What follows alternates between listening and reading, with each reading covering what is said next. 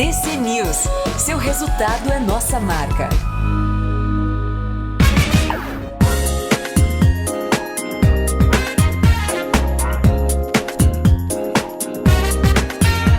Foi! Estamos ao vivo aqui no Traders Cast. Fernando Marques é o maestro do programa. Eu tô abrindo a intro que eu não tô vendo o Marques aqui. Marques tá online? Aê! Então aí, maravilha. Pessoal, boa noite, Buca. Galera, boa noite. Obrigado a todos pela presença. Fui convidado aqui para participar do programa mais especial do TC. Vou falar bastante de mercado com vocês, bastante do Brasil, apesar da gente estar com uma posição menor, eu explico com calma por quê. Vou também falar por que a gente está investindo fora, o que a gente está enxergando de oportunidade. O fundo TC Cosmos teve uma bela performance em janeiro, né? Um mercado relativamente difícil na minha visão. Acho que pouquíssimos esperavam a força do Brasil, né, nesse primeiro mês. E não foi daí que a gente teve uma performance positiva. A gente tem posições em Brasil, performaram bem, mas ela veio majoritariamente de fora, da China, Estados Unidos, Israel e também do Chile. Na segunda quinzena do mês a gente adicionou Chile, a bolsa chilena andou com bastante força. Eu queria convidar todos vocês para abrirem conta na TC Investimentos. São apenas poucos minutos, tá, para abrir conta. O link tá no chat, tá na descrição e no chat. Bota aí, produção, link para abrir conta na TC Investimentos, tá? E para vocês investirem conosco no TC Cosmos, caso sintam conforto e segurança. A gente agradece aí a confiança de todos. A gente tem um grupo do TC Cosmos também dentro do TC, já são quase 2.500 pessoas, impressionante crescimento, quero bater 10 mil rápido, tá? Então convido todos vocês para investirem conosco. Marques, toca a pauta aí, meu irmão, manda bala. Tá, então vamos lá. A ideia é descobrir, né, a cabeça nossa aí, TC Cosmos, então a gente quer saber, né, Buca? E o que é mais importante entender, você comentou, né? Brasil não é uma alocação grande e tem uma alocação grande em outros mercados, e esses outros mercados foram que puxaram a performance, né? Você comentou dos Estados Unidos, comentou um pouco de China, a gente sabe que tem alguma coisa de Chile também, né? Uma exposição em Chile, e até Israel. Você consegue abrir um pouco o portfólio do Cosmos? Eu vou abrir com calma, Marques. Vamos lá. Primeiro eu vou começar falando do início do governo Trump. Posso? Acho que eu puxo a linha para chegar no contexto do por que a gente está investindo fora, por que a gente escolheu certas empresas. Primeiro, eu enxergo um início de um governo Trump fulminante. A gente já esperava um outro pace, né? O Trump, ele é truculento, tá? Muito diferente do governo anterior, do ex-presidente Biden. Ele vem com emoções. O mercado sim vai ficar mais volátil até ele assentar, digerir esse novo ritmo e como o Trump negocia, né? Parece que esqueceram, mas no primeiro mandato também foi relativamente parecido. Agora o Trump está mais experiente, mais rápido, né? Na minha visão. O que foi esse início avassalador? Primeiro, o Trump ele está conseguindo concessões de outros países através das tarifas. Ameaça de tarifa, né? Tirando a China, que está com 10% de tarifa, o Trump foi muito pesado em cima da Colômbia, depois que a Colômbia negou um pouso de um avião de imigrantes ilegais, com 25% de tarifas, e logo no dia seguinte a Colômbia recuou, o presidente da Colômbia recuou, o Trump cancelou as tarifas. México e Canadá, 25%, muito pesado, principalmente o Canadá é um aliado dos Estados Unidos, mas o Trump sabe que essa era uma guerra que ele iria vencer. Inclusive eu falei na TC News aqui, falei dentro do TC, em vídeos, áudios, né, que eu tenho soltado diariamente lá no grupo do TC Cosmos, no Master, etc. Por que o Trump sabia que ia ganhar? 80% das exportações do México e do Canadá são para os Estados Unidos. Então não adianta, né, o primeiro-ministro do Canadá e a presidente do Canadá agirem de forma visceral. Tem que ser pragmático, né? Vocês podem ter certeza que no dia, né, que o Trump anunciou a tarifa, meio mundo de empresários ligaram para o primeiro-ministro e para presidente do México, né, para pedir que houvesse pragmatismo, porque, caso contrário, essas indústrias, empresas iriam fechar, né, ou diminuir a produção e o impacto econômico ia ser grande nesses países. E o Trump conseguiu o que ele queria, né? O México e o Canadá anunciaram um exército na fronteira. Um dos grandes problemas do Trump, que ele bateu muito e ele foi eleito por isso, né, é a imigração de ilegais e a entrada de drogas, o fentanyl nos Estados Unidos. E ele conseguiu isso rapidamente do México e do Canadá. Ele segurou as tarifas por 30 dias e agora ele entrou numa fase de negociação que eu acredito que vai ser uma fase positiva, né? Se houver tarifas para o México, vai ser uma tarifa não maior que 10% na minha visão. Canadá acho que escapa. Ou 10%, não 25%. E aí, o Trump ele também colocou como um dos pontos o desbalanceamento comercial entre os países. É óbvio que tudo tem que ser colocado em contexto. Os Estados Unidos é uma economia muito maior, portanto é natural que haja um desbalanço de balança comercial, né? Uma economia muito mais forte, muito mais rica, a maior economia do mundo. Mas ele deve conseguir coisas nessa negociação, como conseguiu no primeiro mandato. Então, aqui está tudo no trilho. E agora, tarifas não deveriam gerar mais tanta volatilidade desde que elas sejam, desde que não sejam muito fortes, né? Por quê? Porque já ficou escancarado que o Trump está usando tarifas como uma moeda de negociação. Provavelmente vai vir tarifa na Europa. O mercado vai cair um pouco, tá? Mas o Trump já mostrou a cabeça transacional dele. Pô, me dá o que eu quero, que eu não vou tarifar talvez, né? E o grande incômodo dele com a Europa também é balança comercial, são os carros americanos que são taxados, os carros europeus não são taxados nos Estados Unidos. Alguns dos exemplos. Então, o que eu vejo, tá? Para resumir o meu otimismo com o mercado americano e alguns outros mercados. Primeiro, Estados Unidos, Marx, e aí eu falo posição, né? Estados Unidos, a gente está entrando numa fase de excepcionalismo, né? A gente via um Estados Unidos sem muita voz internacional, um país fragilizado em termos geopolíticos, e o Trump vem com muita força e vem com uma política citada, né, de produção local. Isso vai ser benéfico para a economia americana no médio e no longo prazo, na minha visão, tá? Pois bem, tarifas trazem volatilidade, mas são moedas negociais, então o mercado não deveria se preocupar tanto. O resultado está na curva de juros dos Estados Unidos. Foi um trade que foi a maior performance do TC Cosmos no ano passado. Esse ano a gente não pegou esse trade de curva, mas a curva fechou de 4,80 para 4,40, 10 anos. Isso mostra que o mercado está menos preocupado agora com tarifas, porque começa a ver que o Trump tem usado isso como, repetindo, moeda negocial, tá? Tudo que o Trump está fazendo ali de eficiência governamental é sem paralelo o que eles estão falando de redução de dívida pública. Isso é muito positivo. Congelaram contratação de cargos públicos, concursos, congelaram todos os pagamentos internacionais. A USAID, né, o exemplo mais recente, que tem um orçamento de 40 bilhões de dólares, estão desmontando essa entidade que não tinha uma auditoria do governo, e estão sendo descobertos diversos pagamentos extremamente questionáveis. Então a gente está falando de um mandato presidencial que tem se preocupado com a dívida pública, né? E com a economia no geral, com produção, com geração de empregos. Então eu estou achando muito positivo para os Estados Unidos.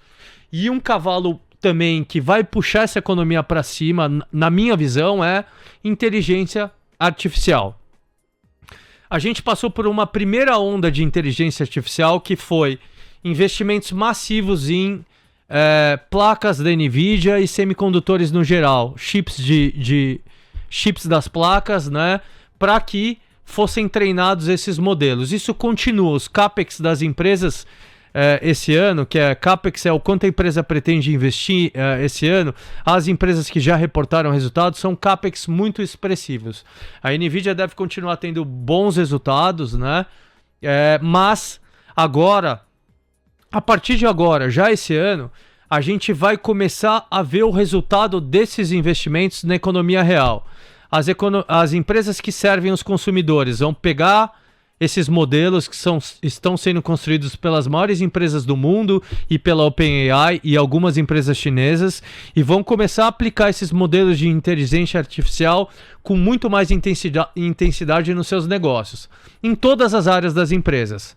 Desde o marketing jurídico, revisão de contratos com AI, financeiro, comercial, qualquer coisa, tecnologia, obviamente, né, desenvolvimento, qualquer coisa vai ser aplicado em inteligência artificial. Aqui eu espero que essas empresas, nos próximos anos, destravem margem, tenham mais margem operacional, margem bruta, margem líquida e, consequentemente, mais lucro. Se as empresas têm mais lucro, o mercado deveria andar.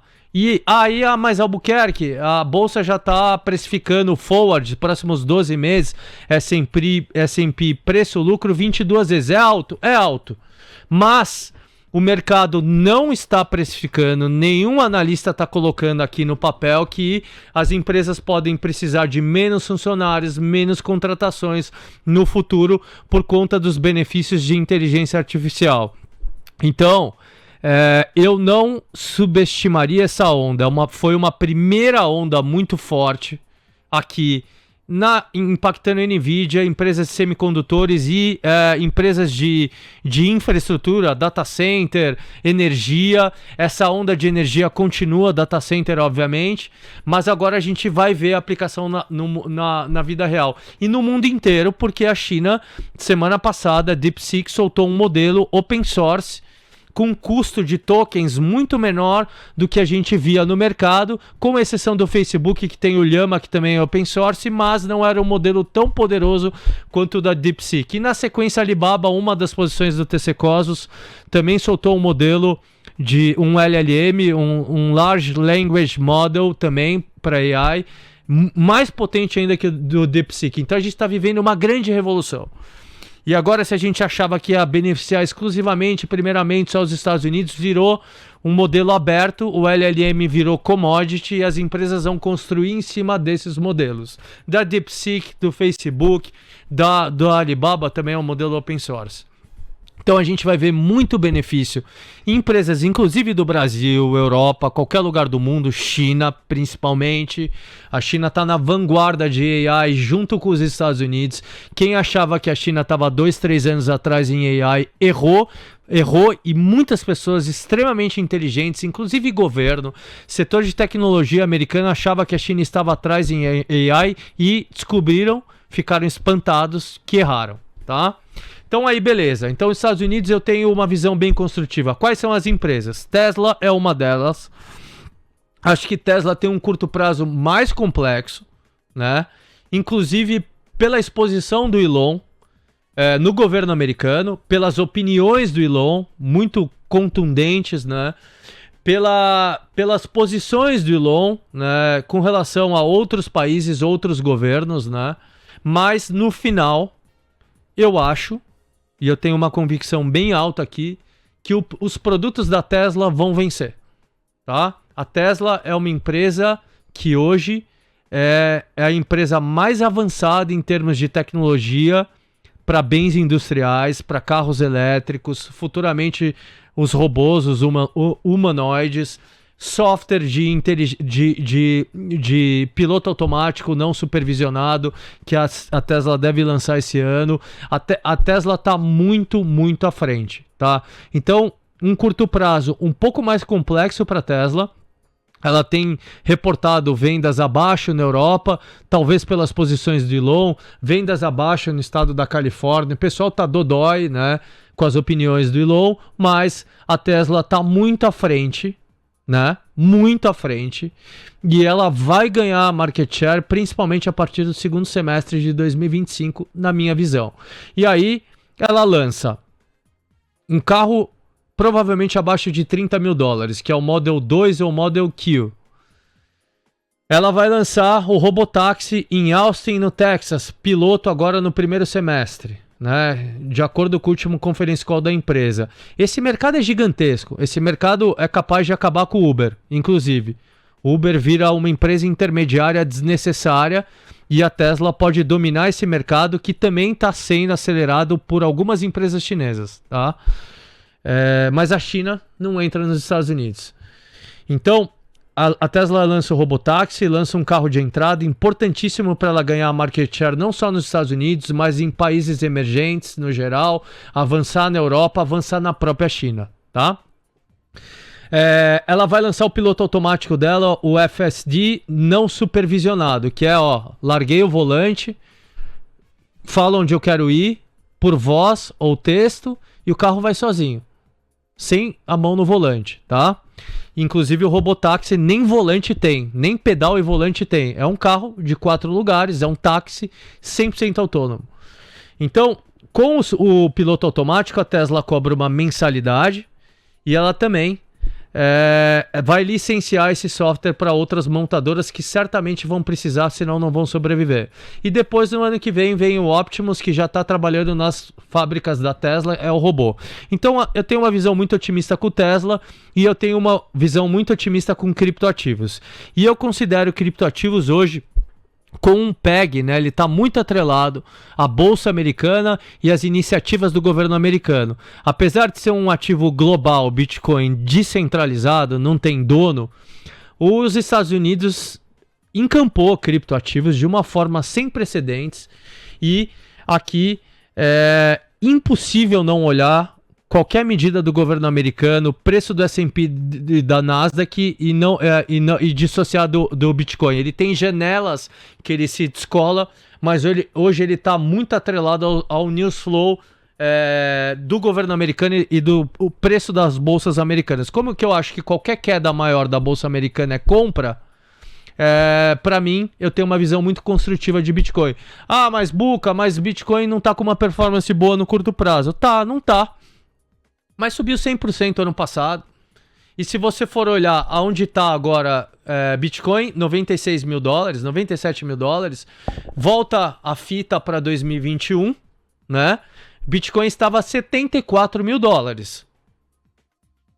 Olha, tá $96 mil agora em 2025. Com tudo que está acontecendo, com 40 bilhões de dólares que colocaram de dinheiro o mercado financeiro tradicional em ETFs de Bitcoin. Com o governo americano lançando um Crypto Task Force da SEC, que é a CVM americana, subiram o site ontem, lindo, um framework maravilhoso, com inovações, com melhoras regulatórias para o setor de criptoativos, tá? Com o governo falando que vai criar uma potencial reserva estratégica de criptoativos. Com um fundo soberano sendo criado dos Estados Unidos, a ordem executiva foi assinada para ser anunciado em 90 dias. Já anunciou que vai fazer. Agora, as regras do fundo soberano, como ele vai investir em ativos líquidos e ilíquidos, os parâmetros vão sair em até 90 dias. É óbvio que vão comprar criptoativos. Eu acredito que seja altamente improvável que um governo cripto, o seu próprio fundo soberano, não invista em cripto. Então, qualquer fraqueza de curto prazo eu enxergo também como uma oportunidade. A gente reduziu posições em Bitcoin lá nos $105 mil.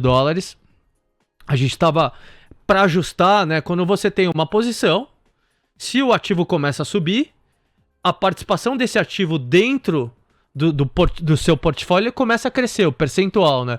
A gente deu uma podada para manter esse percentual nos parâmetros que a gente tinha inicialmente ali quando compramos Bitcoin a 50, $55 mil no fundo, tá? A gente adicionou uma posição de Ethereum, é uma posição relativamente pequena no fundo, 2%. O Ethereum teve uma queda monumental no fim de semana, lá com medo das tarifas, chegou a cair 30% só no domingo. E teve uma recuperação ok, tá bem abaixo ainda da semana passada de preços. É verdade, o Ethereum tem tido um price action muito ruim.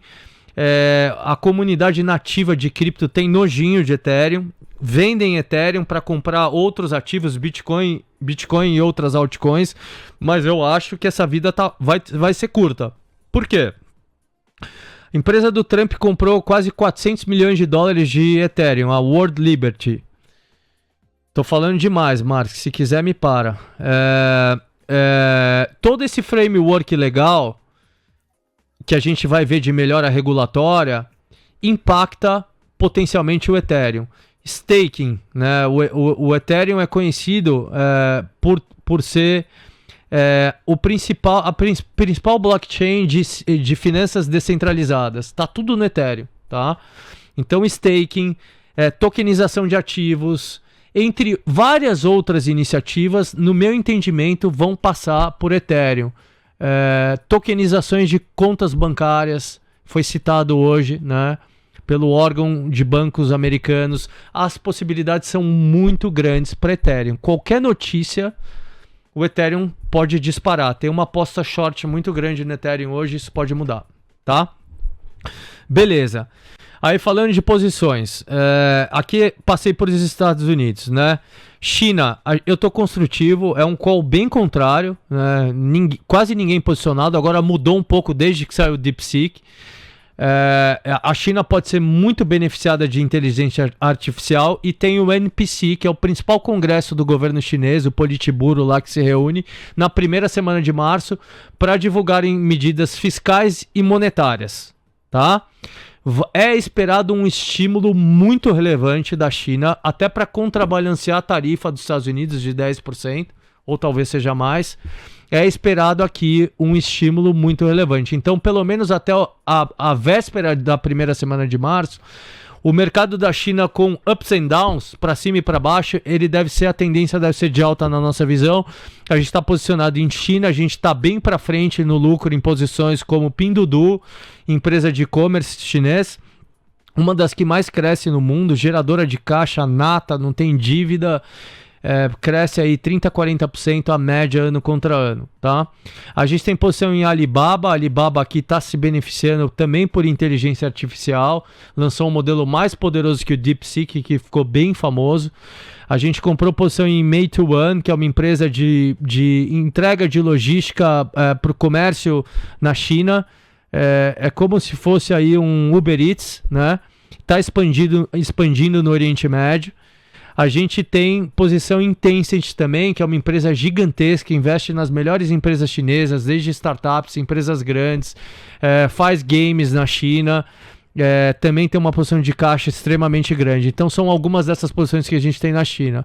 A gente tem a posição na Bolsa de Israel, em Tel Aviv, na Next Vision, é uma empresa que faz câmeras de drones. Para quem não está acompanhando o que está acontecendo, é só olhar a guerra da Rússia com a Ucrânia. É uma guerra de drones hoje, principalmente, né? Drones virou uma arma crucial. É só olhar os ataques do Irã contra a própria Israel, né? Com uma chuva de drones naqueles episódios lamentáveis, né? E aqui os Estados Unidos está bem para trás. E a China tem empresa que vende inclusive para o consumidor, a DJI, né? Gigantesca de drones. A China tem mais de 1 milhão de drones. Só no exército chinês.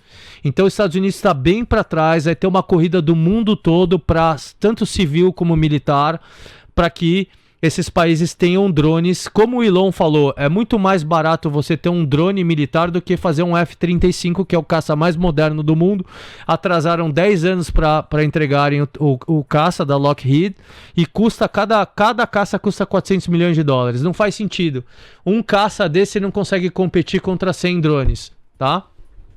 Então eu tenho uma visão bem construtiva para o mercado de drones. O TAM, ele é crescente, esse mercado endereçável. E as câmeras, elas vão se atualizando de 2 em 2 anos, 3 em 3 anos, e você troca as câmeras do drone e o cliente fica totalmente fidelizado. Essa empresa tem tido uma alta espetacular, está subindo mais de 20% no ano, subiu muito no ano passado, mas é uma empresa que tem números impressionantes. Mas não tem nem site de relação com o investidor. Por isso que a gente não entrou tão grande, tá? Mas A linguagem universal do mercado financeiro são números. O balanço está disponível para você olhar. E são números absolutamente impressionantes. É uma empresa que cresce 3 dígitos, mais de 100%. Tem 70-80% de margem bruta. E ela dá um lucro absolutamente cavalar. A margem líquida dessa empresa é 50%. Crescendo 3 dígitos. É muito atípico encontrar uma empresa com crescimento tão grande com esses números. E eu acredito que ela seja uma fortíssima candidata para fazer um IPO na Nasdaq, tá? Se isso acontecer, vai ter um repricing desse papel, desse ativo, em algumas vezes. Se tivesse listado na Bolsa Americana, a NextVision não valia cerca de 1,2 bilhões de dólares, valeria muito mais, tá? Beleza, Chile, a gente está apostando na alta da Bolsa chilena, não é nenhum nome específico, por conta das eleições. Agora em novembro, eu acho que a esquerda cai, o Boric não vai eleger um sucessor, deve entrar um candidato de centro ou de direita. E aí o mercado vai olhar o que aconteceu na Argentina, né, no próprio Estados Unidos, é uma onda global, e eu acho que o mercado chileno pode ter uma forte apreciação. Ele está de lado exatamente durante todo o governo Boric de esquerda.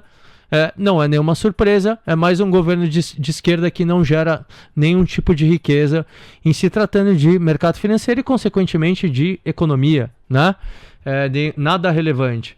Então a gente fez uma aposta na Bolsa chilena e, por final, no Brasil a gente tem algumas posições. A maior posição hoje do fundo é uma empresa do setor agro, que é a Boa Safra, caiu demais, estamos apanhando nela, tá?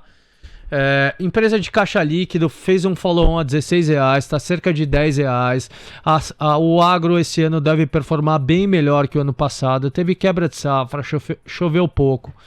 Uma posição relevante do fundo é Happy Vida também. A gente comprou a um nível bem superior ao que está hoje. Eu já achava muito barato. Hoje eu acho insanamente barato o Happy Vida, né? Tem alguns ruídos regulatórios de curto prazo. É uma empresa que está gerando caixa, não tem mais problema de dívida. A sinistralidade tem caído trimestre a trimestre. É uma das grandes candidatas aqui para ser uma das maiores posições, se não a maior posição do TC Cosmos, quando a eleição de 2026 chegar mais próximo. Albuquerque, por que você não está com posição grande em Brasil? Se tá todo mundo negativo e você gosta de operar contra a tendência normalmente. Sim. Isso é um ponto técnico bem importante. Tá todo mundo negativo com o Brasil. É difícil ver gente positiva com o Brasil hoje, a não ser alguns gringos, né? Tá? O técnico do mercado tá bem leve. Isso fez com que a gente ficasse vendido em dólar. O fundo subiu 3,17 agora em janeiro. 1% da alta veio de câmbio, né? A gente ficou vendido no dólar, principalmente para travar as nossas posições fora. Eu não queria exposição cambial porque eu achava que o dólar estava fora da caixa. Pô, os juros vai para 14,25, é um carrego gigantesco. E o investidor local que estava vendido em dólar tomou um fumo e zerou.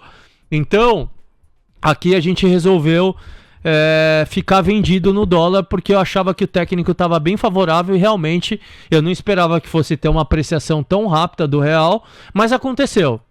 O que importa é que a gente imaginava que o real não deveria se desvalorizar mais daqueles níveis de 6,20. E tem um carrego muito grande, são 35 pontos na média por vencimento por conta da taxa de juros. 35 pontos no dólar e vai ser maior ainda com juros subindo, tá? Então essa é a nossa visão aqui. E por que vocês não compraram Brasil? Eu sei que vocês estão mais em Brasil, vocês têm mais interesse em Brasil, deviam estar falando, porra, para de falar de Israel, né? Mas eu precisei passar porque vocês têm a oportunidade de investir no TC Cosmos, é um fundo aberto hoje, dá para abrir conta em menos de 3 minutos na TC Investimentos e aportar no fundo a partir de R$500, tá? O link tá no chat aí, o Massa acabou de postar, posta no YouTube também, Massa. Beleza, por que eu não tô tão forte em Brasil? Cara, eu tô com medo, de verdade.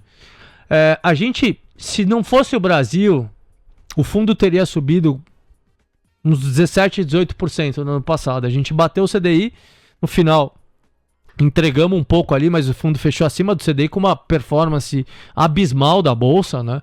A gente se protegeu muito, né? Mas a gente apanhou no Brasil, sim, e eu não tenho nenhum problema de falar disso, tá? E eu tô com medo, por exemplo, hoje, né? Você viu ontem, presidente da República vestindo um bonezinho para contrapor o Trump. Uma coisa é o Congresso, é lá os caras do PT, os outros partidos da base. Uma coisa é esse fla-flu ridículo do Congresso. A outra coisa é o presidente da República, que todo mundo sabe que é para contrapor o Trump e provocar o Trump. Hoje de manhã fez algumas entrevistas em rádios do Nordeste atacando o Trump. Chamou o americano de genocida, disse que não entendia, que não fazia sentido o Trump falar de Gaza, né? O Lula tá se enfiando onde não deveria se enfiar. Ninguém tá falando de Gaza. Ninguém quer brigar com os Estados Unidos. E talvez seja porque o Lula queira provocar isso. Ele sabe que a economia vai desacelerar, talvez. E ele precisa de mais um inimigo para botar a culpa. Porque se os Estados Unidos tarifar o Brasil, você pode ter certeza. Hoje a culpa é toda do Bolsonaro. Já tá ficando ruim culpar o Bolsonaro. Estamos indo pro 3º ano de governo, né? Já fica mais ridículo culpar o Bolsonaro. E a partir do momento que se o Trump tarifar, eu não tô falando que vai acontecer, tá? Mas caso venha uma tarifa, eles vão culpar o Trump para a economia ter desacelerado. Então, eu tenho medo de acordar um dia com alguma tarifa, alguma notícia ruim e a gente vê uma bolsa caindo bastante de novo. E taxa de juros, né? Isso aqui é uma possibilidade, não é uma certeza, é um risco. E as atitudes do presidente demonstram isso. E aqui taxa de juros. A taxa de juros está muito alta. Eu vejo que o mercado ele subiu bem, subiu junto com mercados emergentes. Chile subiu bem mais, China subiu mais que o Brasil. E eu estou exposto nesses países porque eu acho que o risco é menor, na minha visão. Porra, eu podia estar em Brasil, mas eu estou indo em alguns lugares que caso subam, que eu acho que vão subir, e caso subam, talvez o Brasil suba. Talvez não. O Brasil não subiu ano passado, né? Mesmo com a bolsa chinesa subindo, por exemplo. Então aqui eu tô indo nesses ativos para surfar algumas ondas de mercado emergente. E o Brasil tá com taxa de juros muito alta, tem risco político, popularidade caindo. Esses caras gostam de gastar. Talvez em algum programa fora do orçamento, para fiscal, e eu não sei quanto tempo pode durar essa lua de mel do mercado, e eu acho que o mercado não deveria ter um grande rally de alta. Com essa taxa de juros, não tem porquê o mercado subir com muita força. Então eu acho que o mercado vai ficar aí, o Brasil, né? Sobe um pouco, aí cai um pouco, deve ficar meio de lado aí na minha visão, né? E por isso, finalizando aqui, Marx, prefiro me expor a outros mercados. Boa, falei aqui 2 minutos rapidamente para vocês. Foi. Boa noite, pessoal. Acabou o TC Cash. Brincadeira. Vambora. Buca, aproveitar esse gancho, provocar a tese, né? Você falou muito de exterior e Estados Unidos. E quando a gente olha os Estados Unidos, né, tem a questão tarifária. A questão tarifária, ela está causando muita volta. A gente vê que vem a ameaça ou a possível tarifa, o mercado reage mal. Não tão mal quanto poderia ser, porque o mercado já coloca uma chance de, abre aspas, um blefe, ou de resolver do prazo, né? E depois melhora. O que a gente está vendo, quanto acontece essa piora, os ativos mais sensíveis têm sido cripto e tech. E tem uma narrativa surgindo nesse meio termo, que se as tarifas acontecerem, vai bater em crescimento nos Estados Unidos. O que explica o T10 ter caído, né, durante essa tensão, e tech ter sido o alvo mais fácil. Tá, essa é a primeira premissa que seria interessante você falar sobre. E a segunda é que tem uma coisa que fica meio estranha. A gente sabe que a proposta do Trump, no fundo, era aumentar a receita via tarifas, né? E com isso abrir margem para reduzir tributos dos Estados Unidos, né, impostos às empresas.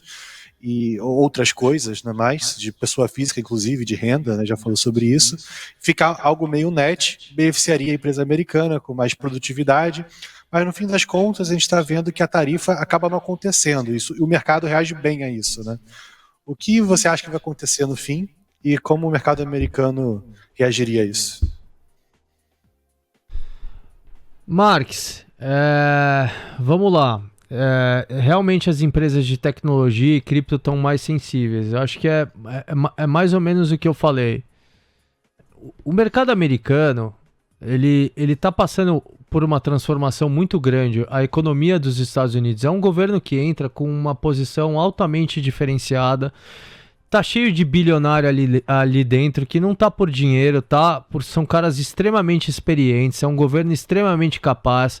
Vamos comparar o governo americano com o governo brasileiro, né? O Brasil tem 39 ministérios, na grande maioria os ministros são altamente desqualificados.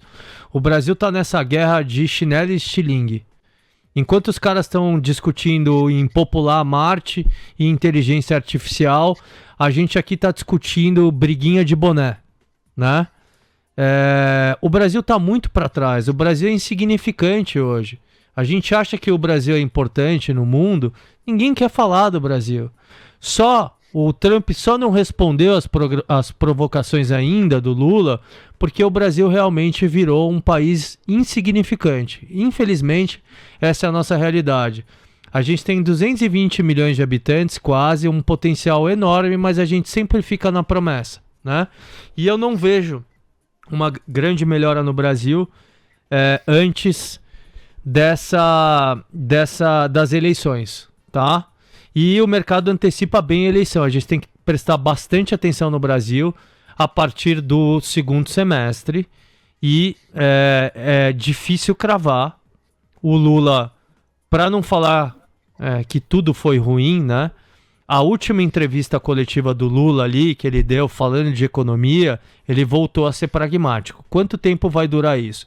Foi por isso, inclusive, que o mercado deu uma acalmada. Foi global, foi emergente, foi China, foi um Trump mais leve em relação a tarifas, mas também teve uma contribuição de uma entrevista mais calma, a primeira do presidente com relação a pautas econômicas, né? Mas falando dos Estados Unidos, eu acredito fortemente que a gente vai entrar numa era de benefícios de expansão de lucro para as empresas por conta da inteligência artificial. E o mercado não está precificando tudo isso. O mercado não está precificando que o Elon vai conseguir cortar tantos gastos e reduzir a dinâmica da dívida americana. O Trump já falou várias vezes que também está preocupado com a dívida pública americana, que ele quer obliterar, nessas palavras, a dívida pública americana. Então tá tudo acontecendo nos Estados Unidos. Os Estados Unidos está em ebulição pro lado bom. Não é um mercado barato, se você for olhar a título de múltiplos. Está sujeito a realizações, sim, no curto prazo, principalmente sempre quando tem uma troca de governo, vai da esquerda para a direita para a esquerda, normalmente é muito volátil o mercado nos primeiros meses, porque é um outro jeito de governar, é uma outra cabeça.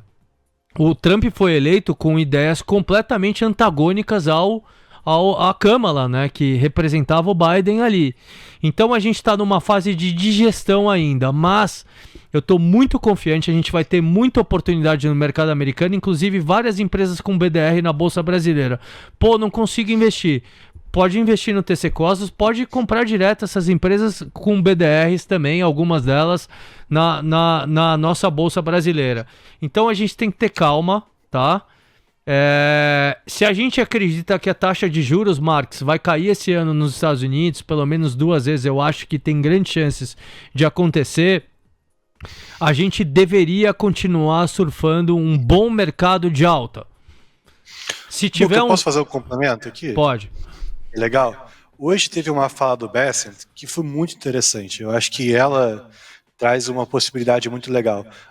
O Trump recentemente falou que o juros tinha que cair, né? Aí começa aquela coisa, tá falando do Fed, coisa de emergente, não sei o que. O Bessent, inteligente como ele falou que o Trump não tá falando do Fed Funds. está falando 10 anos. E como é que ele vai fazer o 10 anos cair? Ele vai fazer o 10 anos cair melhorando o fiscal, melhorando as regulações do mercado americano, né? E se a gente vê o 10 anos caindo, aí uma nova classe de ativos nos Estados Unidos vai sobressair, que tem sido uma classe bem lenta, né? São as small caps americanas. E foi muito legal o Bassett falar disso, né? Que eles estão de olho no T10 e trabalhando para o T10 cair. Mark, inclusive você tocou no ponto de small caps. Eu tenho começado a olhar o Russell, tá? Tenho começado a olhar o S&P Equal Weight, que é tirando as Mag 7s, normalizando, né? Que teve uma grande discrepância ali. O S&P foi puxado principalmente por 7 empresas, né? Eu tô começando a olhar essas coisas, tá? As small caps, elas podem ser muito beneficiadas dessa política do Trump como você citou, Marx, deregulation, desregulação, desburocratização. O Trump subiu uma ordem executiva de que para cada lei, diretriz ou norma criada, 10 tem que ser desfeitas. É sem paralelo isso também. E é muito inteligente. Muito inteligente.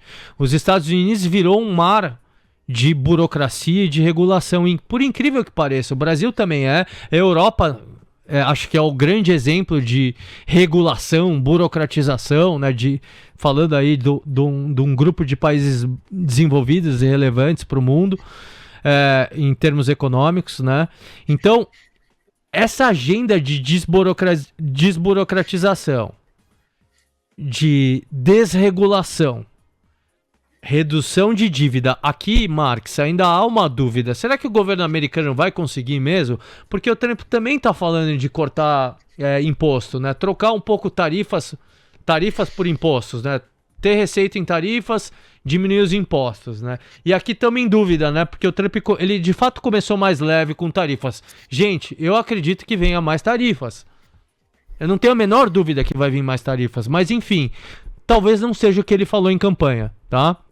Então, é uma agenda muito positiva. É uma transformação que não vai ser imediata, né? Mas a gente vai começar a observar uma tração ao longo dos próximos trimestres e principalmente no próximo ano. Então, a gente pode ver sim uma forte alta do setor financeiro, que tem lá o KRE, que são small banks, aí também tem ETF de bancos grandes, ou ir nos bancos maiores, caso queiram. Apostar um pouco em empresas pequenas nos Estados Unidos faz sentido, hein? Curva de juros fechou de 4,80 para 4,40. Elas sofrem muito com juros altos, as empresas pequenas. Mas a gente pode ter um vento duplo aqui, né? Taxa de juros mais baixa, menos gastos, abaixo que o mercado esperava, desregulação, desburocratização, tudo impacta essas empresas. E nacionalismo, né? As empresas multinacionais começarem a produzir nos Estados Unidos por conta de tarifas ou medo de tarifas. Então, tem uma combinação bem importante no mercado americano. De novo, S&P caiu para 5.700, possível. 5.600, possível. Abaixo disso, eu já acho exagerado para esse governo, tá? Eu não apostaria minhas fichas que vai abaixo disso. Pode ir, mercado pode ir tudo, né? Mas eu já acho uma zona de compra extremamente poderosa. Então, dá para ganhar muito dinheiro com mercado americano nos próximos anos, na minha visão. Até que um dia, quando muda essa visão, putz, se tiver um surto inflacionário, se alguma coisa sair do trilho, a gente vai estar aqui, né? Eu tô lá no grupo do TC Cosmos todo dia, você também, eu tenho participação na TC News. A gente vai acompanhando, né, dinamicamente, se tem alguma mudança de cenário, alguma coisa exógena, guerra, etc. Óbvio que pode mudar o cenário. A gente vai ter que acompanhar. Mas, enfim, a visão é essa, tá? Não tem que ficar overthink, pensando demais. Pô, cara, tem que ter alguma coisa nos Estados Unidos, na minha visão. É um mercado muito poderoso. Estados Unidos está bem na frente de todos, está começando a usar o seu peso, né, no mundo, gostem ou não. E eu acho que é um mercado que vai ser bem beneficiado nos próximos anos. Boa, perfeito. Buca, o pessoal vai querer saber de uma coisa. Você falou dos Estados Unidos, falou bem, e falou do Brasil. Aí não é tão bem, por motivos óbvios. Não acho que ninguém fica animado com o Brasil. Existe alguma coisa Existe. Existe, com certeza existe. Mas o que poderia fazer a sua cabeça mudar para o Brasil no curto e médio prazo? Existe? Claro que existe. A gente é trader, a gente pode mudar de opinião bem rápido aqui. Eu não tenho... E queria deixar isso bem claro, tá? Primeiro, é sempre mais difícil dar opinião, né? E pelo menos por trás a gente tem um fundo auditado, oficial, lá com cota. E acho que a nossa performance, pelo menos até hoje, diz um pouco do nosso trabalho. Posso mudar de opinião. O que me faria? Cara, realmente esses caras se comportam fiscalmente? Vem um contingenciamento, um bloqueio adicional, vem mais alguma medida fiscal? Eu não acredito que vai acontecer, tá? Isso poderia, sim, me fazer mudar de opinião e antecipar essas compras para 2026. É importante notar também que um Lula muito pragmático, se realmente ele estiver realmente comportado com relação à economia, não vir nenhum chumbo trocado dos Estados Unidos que ele está provocando nos Estados Unidos, ele vai ir mais forte para 2026. No começo do ano, né, essa crise foi gerada pelo presidente da República.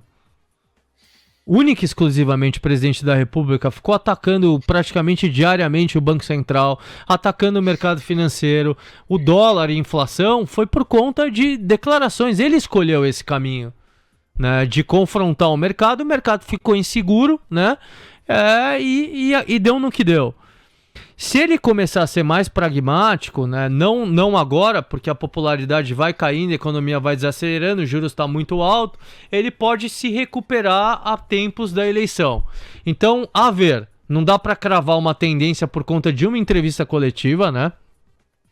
Tem muita influência de pessoas que são muito fracas influenciando o presidente da República, que tem a cabeça errada, né? Então tem muita coisa, eu vejo muitos mais riscos, né? Que não foi um governo que foi pragmático no ano passado. E agora o governo sob pressão maior, sobre queda de popularidade, no meu entendimento, Marcos, os riscos maiores de erros são maiores do que os de acertos. Então sim, o que me viraria a minha cabeça? Responsabilidade fiscal, compromisso com redução da dívida, compromisso com o arcabouço fiscal, que a meta agora é zerada esse ano, né? Isso poderia me fazer, sim, mudar de opinião. Eu ainda acho que é muito recente para qualquer visão de que o governo vai ser diferente do que aconteceu, do que fez no ano passado, tá? Boa, legal, Buca. Quer pegar algumas perguntas aí, antes de terminar? Pode Bora. ser? Façam perguntas no TC, na TC Station e no chat do YouTube. Vamos lá, deixa eu pegar aqui. O Diogo perguntou de alguma empresa do Brasil que você gosta. Ele comentou algumas já, Diogo. Mas quiser falar de alguma especial, Buca? Tem mais, você pode falar também, Marx. Mas assim, Boa. Vamos lá, gente. A minha função, nossa, a minha e do Marx, o Marx é trader do TC Cosmos, a gente tem que entregar resultado. Um fundo é diferente da tua carteira pessoal. Tudo depende do teu mindset, da tua cabeça aqui. O que você quer para o seu investimento? Você quer comprar empresas baratas? Você quer segurar 2 anos?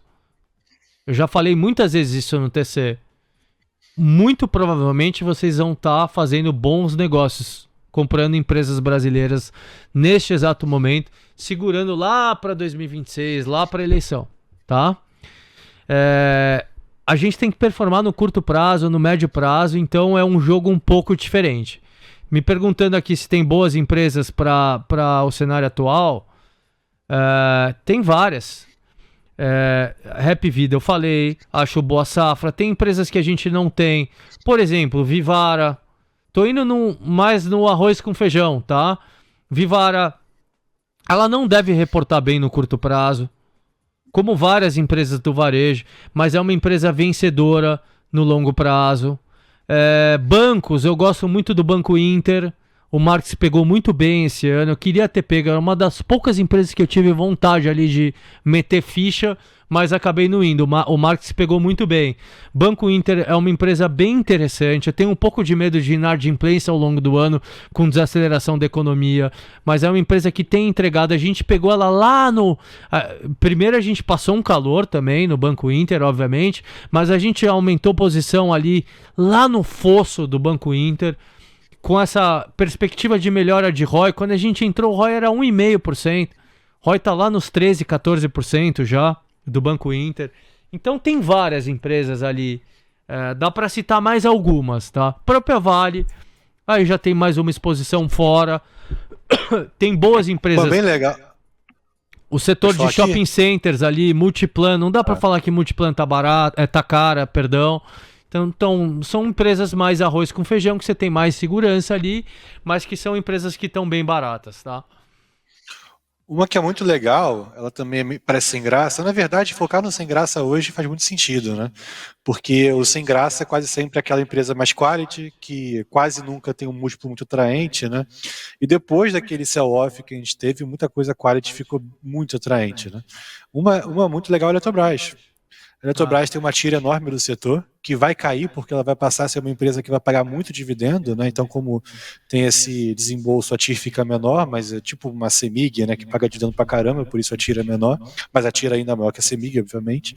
A Eletrobras vai pagar um yield de 10% esse ano, tem um trigger que pode ser a qualquer momento, então é uma empresa barata, tem um carrego muito acima do custo de oportunidade, e com um trigger no caminho, né? E que deve, a partir do próximo trimestre, ter dividendos trimestrais, né? Algo que, quando tem um KD tão alto, né, com esse custo de capital tão alto, tem mais valor, né? Quando se traz para o presente um yield recorrente, né? Então a Eletrobras também é um exemplo muito legal. Boa. Setor de utilities, né? Setor elétrico. Não é só a Eletrobras que está barata. Aí você tem Equatorial, você tem a Energisa. São boas opções ali, que estão com tira alta. As empresas estão rodando IPCA mais 12%, 13%. Então, são empresas aí que neste exato momento são bem seguras, né? Tem demanda garantida.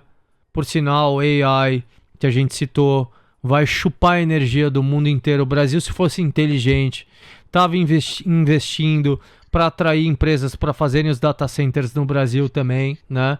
Mas são empresas, voltando, para não desviar do foco, são empresas bem legais também. A própria Sabesp, comprou Equatorial, a Equatorial comprou uma fatia da Sabesp, o contrário, relevante, né? A R$67. Quem tá tocando a Sabesp hoje é Equatorial. A Equatorial é uma empresa, assim, muito boa, que tem um histórico de entrega de projetos no prazo, no orçamento, uma gestão muito boa, muito experiente. Então, a própria Sabesp também é uma opção, ou a Equatorial como um todo, tá? Então, tem empresas bem interessantes aí, sim, para posição no Brasil, com essa visão. São empresas que provavelmente a gente vai ter quando eu achar que, cara, agora a gente tem que ter. Agora tá na hora aqui de entrar no Brasil para arriscar um play aí de eleitoral, ou, de novo, repetindo, se a gente mudar a visão, se eu mudar a visão aqui de curto prazo do Brasil. Boa, perfeito. Buca, perguntaram de Palantir também. Você tem um comentário sobre ela? Teve essa alta estonteante aí, né? De ontem para hoje. Cara, a Palantir, ela tá bem esticada de múltiplos, ela é irreplicável, não tem, irreplicável é muito forte, mas não tem, é muito difícil replicar o que a Palantir faz. Ela tem um edge muito forte de inteligência, de software, agora com inteligência artificial, vende para os principais governos do mundo, aliados dos Estados Unidos, também tem software corporativo, tá crescendo bastante, mas é uma empresa que ela tá vivendo uma bolha, na minha visão. Difícil falar quando vai parar, né? E a Palantir, não tô falando que a Palantir não é uma empresa vencedora. A Palantir, se ela voltar ali para $60, eu acho que ela é uma boa compra, tá? Assim como eu acho que a Tesla pode bater seus 340, 350, a gente vai aumentar a posição ali, é possível. A Tesla também não é uma empresa de múltiplo barato, só que a Tesla, eu já tenho uma visão bem diferente. A Tesla ela tá criando mercados, né? Como eu falei, o mercado de robôs, de humanoides, não existe. Qual o tamanho desse mercado? Quantos trilhões de dólares? Tanto para uso civil, como industrial, como militar, que aí militar eu não sei se a Tesla entra. Então, é um pouco diferente. Então, Palantir eu tomaria um pouco de cuidado agora, tá? Gosto de TSMC, citada aqui. Gosto de ASML, no setor de semicondutores, são boas empresas.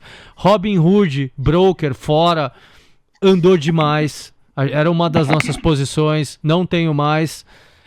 Coinbase, gosto bastante aí relacionado a criptoativos. A gente acabou zerando a posição de Coinbase de novo, muito bem. Tô de olho para voltar, reporto o balanço na semana que vem, a Coinbase. Então tem algumas coisas que a gente tem olhado aí, tá? Boa, legal, Buca. Sim, pra gente encerrar, deu para pegar aqui que existe um otimismo muito grande com os Estados Unidos e com China. Se tivesse que escolher um lado para ter disposição hoje, Buca, qual seria? Pensando em assimetria ou margem de segurança?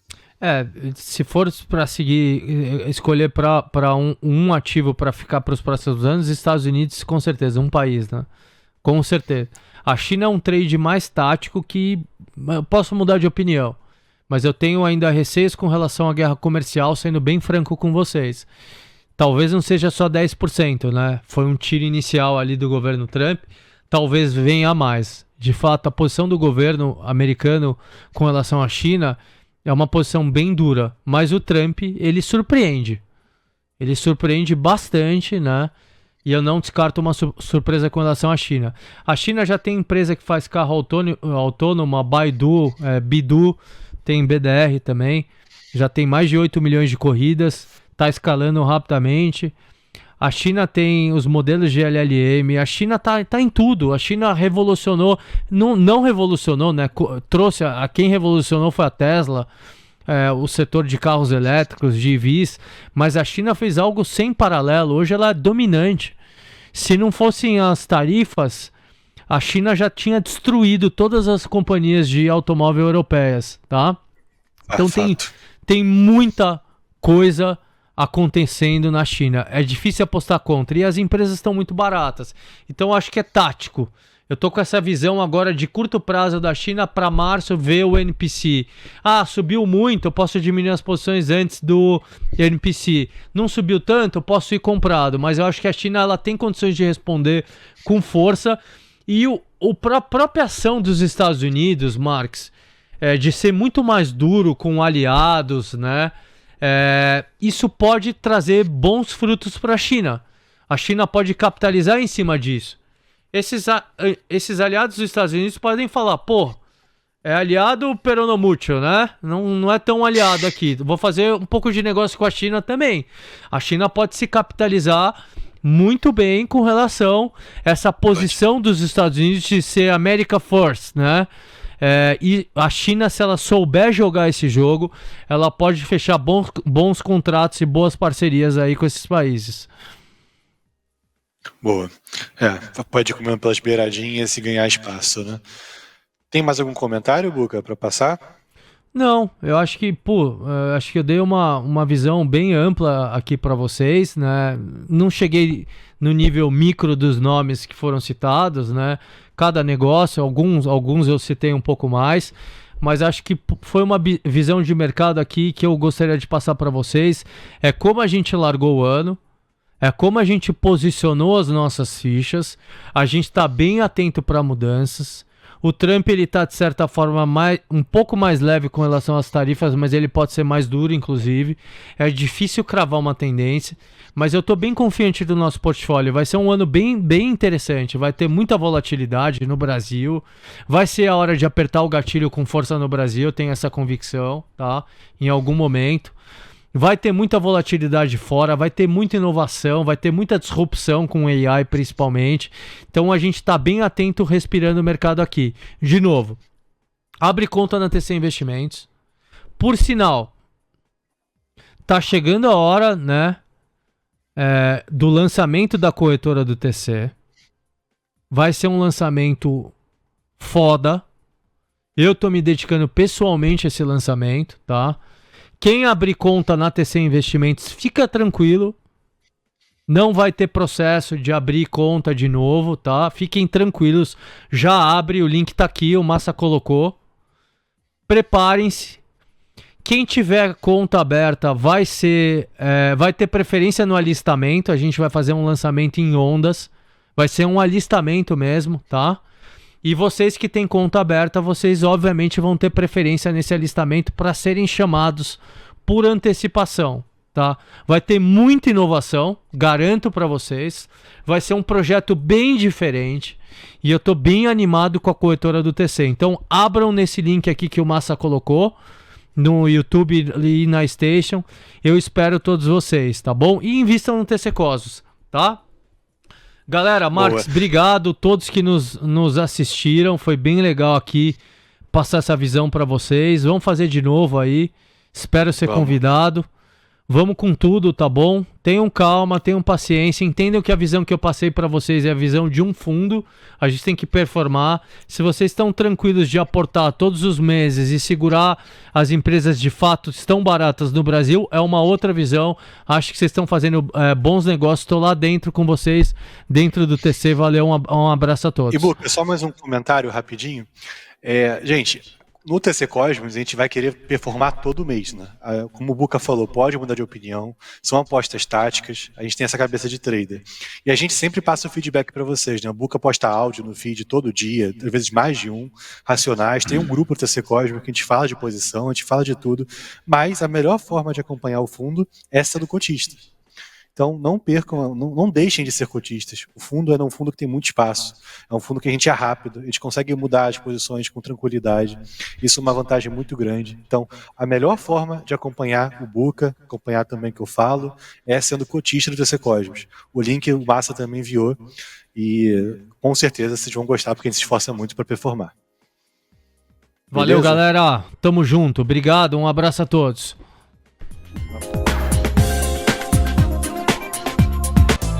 TC News. Seu resultado é nossa marca.